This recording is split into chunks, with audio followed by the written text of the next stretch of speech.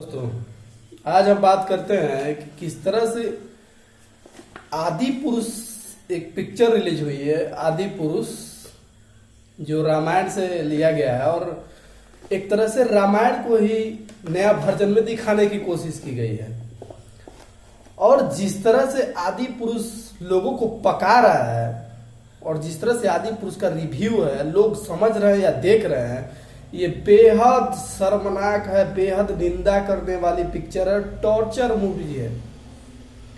ये फिल्म पूरी तरह बकवास है और जिस तरह से दर्शक बता रहे हैं, और ये फिल्म मैंने खुद देखा और ये टॉर्चर जो है मैं झेला। मैं ये समझने की कोशिश कर रहा था, ये देखने की कोशिश कर रहा था कि ऐसे इस पिक्चर में ऐसा क्या है जो 600 करोड़ रुपए में बना है, 600 करोड़ का बजट है। और जिस तरह से भारतीय जनता पार्टी के मुख्यमंत्री इसको प्रमोट कर रहे थे, ये देखने चाहते थे कि इसमें है क्या चीज। लेकिन ये बिल्कुल टॉर्चर है, बकवास है।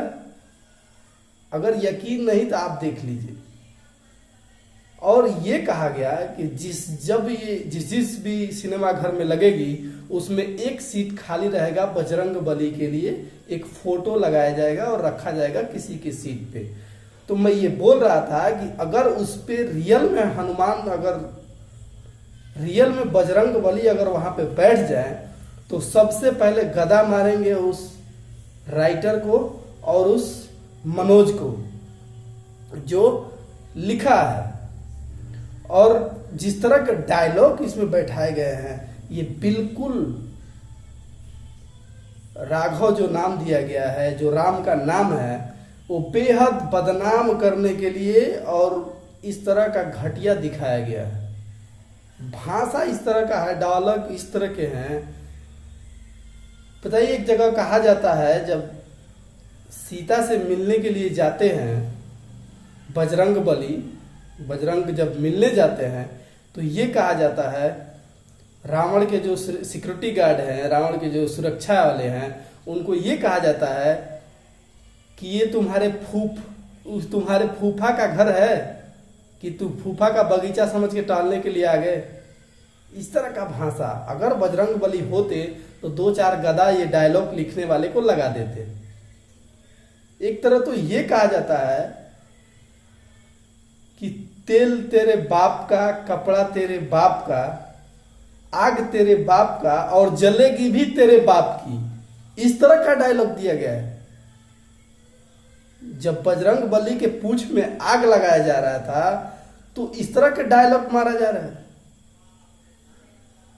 क्या ये हिंदू भावना की और हिंदू जो मानने वाले लोग हैं उसका आहत नहीं हो रहा है, उसका भावना अब उठ नहीं रहा है?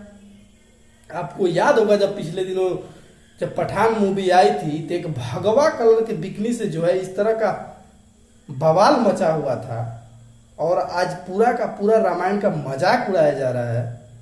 तो इस पर हिंदू धर्म और बजरंग दल वालों की भावना आहत नहीं हो रही है? क्या इस पर हिंदू नहीं जाग रहा है? किस तरह के घटिया, किस तरह क्रिएटिव किया गया है? क्या रामायण को अलग तरीके से दिखाने की कोशिश हो रही है? अगर जो व्यक्ति रामानंद सागर की रामायण नहीं देखा है, अगर वो व्यक्ति इस पिक्चर को देख के रामायण को समझना चाहता है, तो आपको कैसे, तो उसको ये तो लगेगा कि ना रामायण ऐसे ही था। इस तरह का घटिया, जिस तरह रावण को कहा गया कि रावण पुष्प विमान रखता था, ये चमगादड़ का विमान रखा गया है। इस चमगादड़ को ही प्लेन बना दिया गया है। ये रामायण और हिंदू धर्म की भावना से खिलवाड़ किया गया है, बिल्कुल खिलवाड़ किया गया है। और लोग समझे या नहीं समझे, अगर हिंदू भाई समझते हैं तो इस फिल्म का पूरी तरह से बाइकआउट करेंगे। और ये पिक्चर पूरी तरफ से टॉर्चर मूवी है और रामायण को बदनाम करने की कोशिश है। आगे हम बात करते हैं कि जिस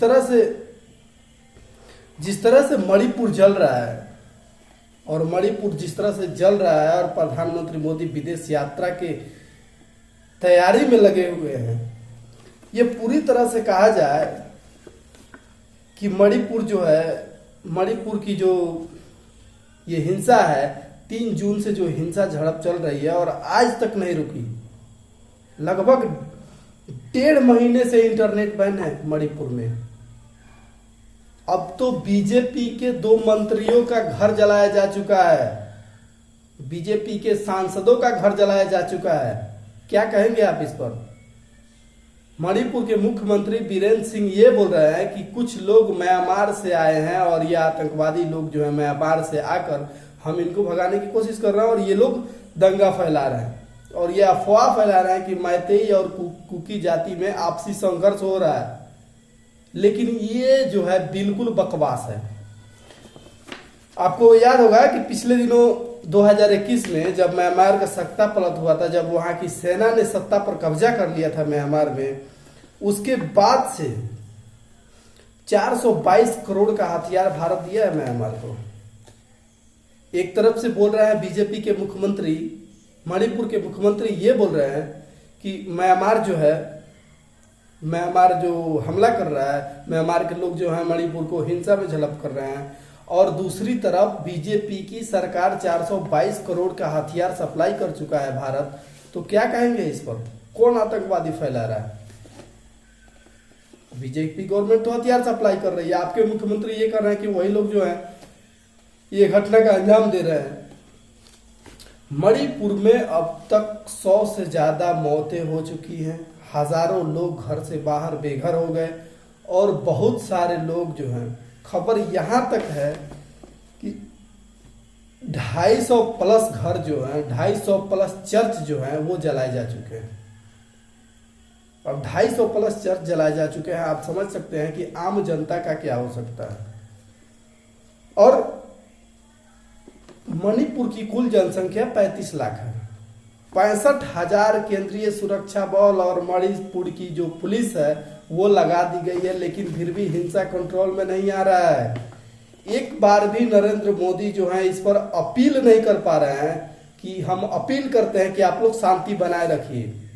अगर यही हिंसा किसी भी तौर का अगर बंगाल में होता तो ममता बनर्जी को अब तक हटाने, इस्तीफा और राष्ट्रपति शासन लगाने की भी मांग की जा चुकी होती। आपको याद होगा कि बंगाल में एक अगर कोई छोटी मोटी भी घटना होती है, बंगाल में अगर छोटा मोटा अगर कुत्ता मर जाए बंगाल में, तो बीजेपी के सारे मंत्री रातों रात और दिन रात बंगाल में जाके डेरा डंडा डाल लेंगे और कहेंगे ममता बनर्जी को जो है हटा कर राष्ट्रपति शासन लागू कर देना चाहिए। लेकिन यही मणिपुर जो है 1.5 महीने से जल रहा है और मणिपुर जो है 1.5 महीने से इस तरह का घटना हो रहा है। अब तो बीजेपी के मंत्रियों का भी घर जलाया जा चुका है। इसका जिम्मेवार कौन है? क्या नरेंद्र मोदी सत्ता में इतना अहंकार हो गए कि मणिपुर को छोड़ दिए हैं? और जेपी नड्डा जो है वहीं बगल में असम में रैली कर रहे हैं। 9 साल के मोदी सरकार के कार्यकाल की वाहवाही लूट रहे हैं कि हम रोड बनाना है, उत्तर नॉर्थ ईस्ट को जो है हमारे सड़कों से जोड़ा है, हमने ये किया है वो किया है, 18 फलाना ढिमाका बात कर रहे हैं। लेकिन कुछ ही दूर पर जिस तरह से मणिपुर जल रहा है और सरकार इस पर कोई एक्शन नहीं ले पा रही है, क्या कहेंगे आप? क्यों मणिपुर क्यों जल रहा है? बीजेपी डबल इंजन सरकार चल रहा है कि बीजेपी की डबल इंजन सरकार आएगी तो दंगे नहीं होंगे, विकास होगा, ये होगा वो होगा। लेकिन हो क्या रहा है? आपको पता है महाराष्ट्र में बीजेपी और जो शिवसेना को टूटकर निकले हैं एकनाथ शिंदे, उनकी सरकार चल रही है और अभी आप महाराष्ट्र में भी हिंसा हो रहा है। और चैनलों पर यह चलाया जा रहा है कि उत्तराखंड मुस्लिम मुक्त हो गया, उत्तराखंड जो है दैव भूमि जो है राक्षसों को हटाया जा रही है, एक अल्पसंख्यकों को टारगेट किया जा रहा है, लफ्ज़ जिहाद का मुद्दा अपनाया जा रहा है, और ये मणिपुर नहीं दिख रहा है। क्यों?